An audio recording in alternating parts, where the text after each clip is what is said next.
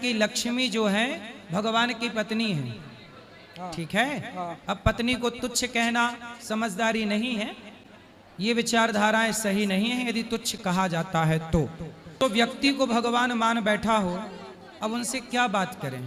व्यक्ति कभी भगवान, इंसान और भगवान समुद्र है, इंसान उस समुद्र की एक बूंद है। गंगा और गंगा का पानी, गंगा का जैसे सबके घर में गंगा जल होता है तो बोतल भर पानी होगा, लीटर भर पानी होगा, 50 लीटर पानी होगा, पर वो गंगा नहीं है ना, नदी तो नहीं है ना, तो गंगा का अंश है वो पानी। गंगा है अंशी और गंगा का जल जो बोतल में हम सबके घर में है वो अंशी है।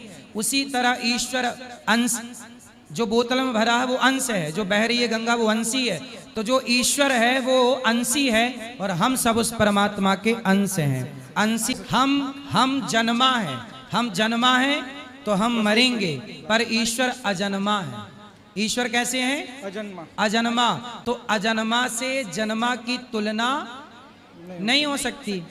हम अल्पज्ञ है, ईश्वर सर्वज्ञ है। हम बिंदु हैं, ईश्वर सिंधु है। इस धरती पे कोई मनुष्य कभी भगवान नहीं हो सकता।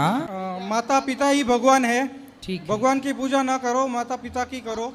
जो विरक्त संत होते हैं वो माता पिता को छोड़ के क्यों भगवान की भक्ति करते हैं? माँ बाप को संत होकर भी वो माँ बाप की सेवा कर सकते हैं। भले घर छोड़ के चले गए, पर वो जहाँ है, कोई भी साधु सन्यासी जहाँ है वहाँ अपनी माँ को रखकर वो सेवा कर सकता है। इसलिए सन्यास माँ की आज्ञा से लिया जाता है। यदि माँ आज्ञा देती है तो सन्यास होता है, माँ आज्ञा नहीं देती तो सन्यास